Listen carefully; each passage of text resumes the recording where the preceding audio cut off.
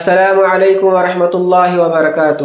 محترم ناظرین، اللہ رب العالمین سورہ النساء آیت نمبر 13 کے اندر ارشاد فرماتا ہے وَمَن يُطِعِ اللَّهَ وَرَسُولَهُ يُدْخِلْهُ جَنَّاتٍ تَجْرِي مِن تَحْتِهَا الْأَنْهَارُ خَالِدِينَ فِيهَا وَذَلِكَ الْفَوْزُ الْعَظِيمُ۔ یعنی جو اللہ اور اس کے رسول کی اطاعت کرتا ہے تو اللہ تعالیٰ اس کو ایسی جنتوں میں داخل کرے گا جس کے نیچے نہریں جاری ہوں گی، وہ اس میں ہمیشہ ہمیش رہے گا۔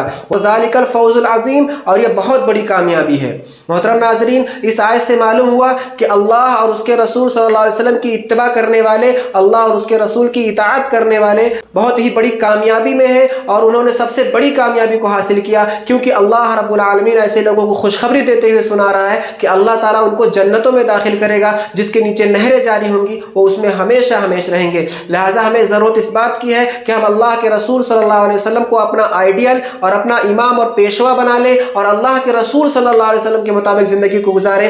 اللہ کے رسول صلی اللہ علیہ وسلم کے مقابلے میں ہم کسی امام، کسی پیر، کسی بزرگ اور کسی بھی ہستی کو ترجیح نہ دیں، ان کی باتوں کو، ان کے اقوال کو پکڑ کر ہم نہ بیٹھے رہیں، بلکہ جو اللہ کے رسول صلی اللہ علیہ وسلم کی صحیح حدیثوں سے ثابت ہے ان پر عمل کریں، تاکہ ہمیں یہ درجہ مل سکے، تاکہ ہمیں جنت مل سکے۔ اس لیے کہ اگر ہم اللہ کے رسول صلی اللہ علیہ وسلم کی اتباع کو چھوڑ دیتے ہیں، اللہ کے رسول صلی اللہ علیہ وسلم کی حدیث کو جان لینے کے بعد بھی اپنے اماموں کی بات پر ڈٹے رہتے ہیں، قائم رہتے ہیں، تو ہم جنت کو حاصل نہیں کر سکتے۔ اللہ کے رسول صلی اللہ علیہ وسلم نے بالکل واضح الفاظ میں ارشاد فرمایا، بخاری شریف کی روایت ہے، کل امتی يدخلون الجنۃ الا من ابى قالوا یا رسول اللہ صلی اللہ علیہ وسلم ومن یابى قال من اطاعنی دخل الجنہ ومن عصانی فقد ابى۔